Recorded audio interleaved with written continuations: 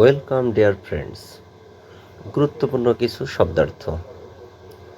Competition মানে প্রতিযোগিতা, contest অর্থও প্রতিযোগিতা, তাহলে কম্পিটিশন এবং কন্টেস্ট দুটির অর্থই প্রতিযোগিতা। টুর্নামেন্ট মানে টুর্নামেন্ট বা কোনো খেলার আয়োজন। ম্যাচ মানে খেলা বা ম্যাচ, গেম মানে খেলা, ইভেন্ট মানে অনুষ্ঠান বা প্রতিযোগিতা।